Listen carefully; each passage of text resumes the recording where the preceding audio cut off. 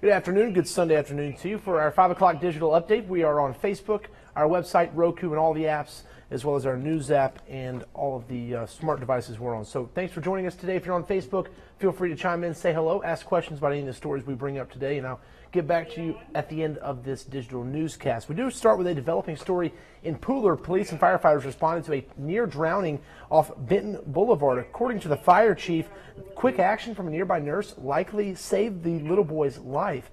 The child was not breathing when witnesses pulled him out of the pool. The nearby nurse quickly reacted, got that boy breathing again, was able to get some of the water out of his lungs. First responders are not sure how the young boy fell in the water. He was not wearing a life jacket or a floating device. They did take him to the hospital. Once again, he was alert, breathing, and crying actually when they took him to the hospital.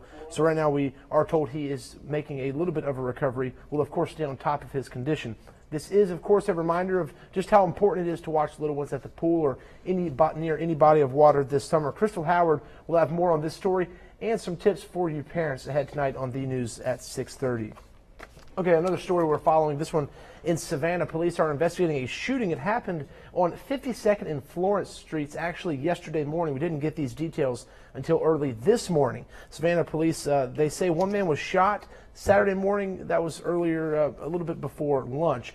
The officers did respond, as I said, to 52nd and Florence Streets. The victim is an adult black man. He did have non-life-threatening injuries. Detectives are investigating what led up to this shooting, and as soon as they tell us more, we'll pass that along to you. But the victim is recovering with non-life-threatening injuries. Another story we're following, this one revolving around education in the Lowcountry.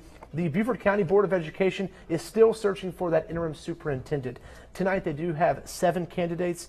The board did not make a decision in a special called meeting yesterday. Their next scheduled meeting is scheduled for Thursday. That is June 7th. The current superintendent resigned effective at the end of this month. Ridgeland Fire and Jasper County firefighters battled a fire last night in Ridgeland.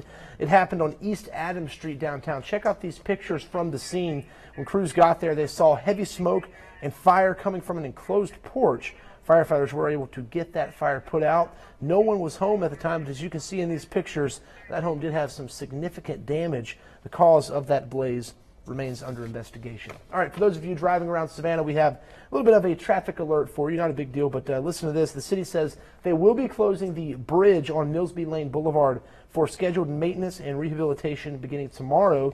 That project is expected to last around 70 days or so to the middle of August. Millsby Lane Boulevard will be closed to traffic at the railroad overpass between Erickson Drive and Ross Road. That closure starts tomorrow. It should end sometime around August 11th. That is obviously not a firm date, something that could change as the weather and the construction project is done. The traffic detour will utilize Ogeechee Road, Victory Drive, Montgomery Street for east and west traffic. So if you're traveling in that direction, expect some delays and expect some detours. That's all we got for you right now. I do want to see if we have anybody checking in. We do have a lot of hellos praying. Yes, that is very good news that that little boy is alive. Once again, I really can't credit that nurse. It does sound like her quick actions did save that boy's life. He was not breathing when they pulled him from the water, and they were able to get him breathing again with CPR. And that's key. CPR is important to do that, right, when you pull someone from the water in this situation. We'll have more of those tips tonight at 6:30, but that seems to be what most people are talking about. Thank you for joining us on this Sunday afternoon. We'll have more for you tonight at 6:30 and 11, but just remember you can always tune in to our website for the very latest news. Tonight at 8 o'clock, Jamie Ertl will have a weather update on all of these same digital sites you're using right now. Thanks for joining us. I'll see you tonight at 6:30.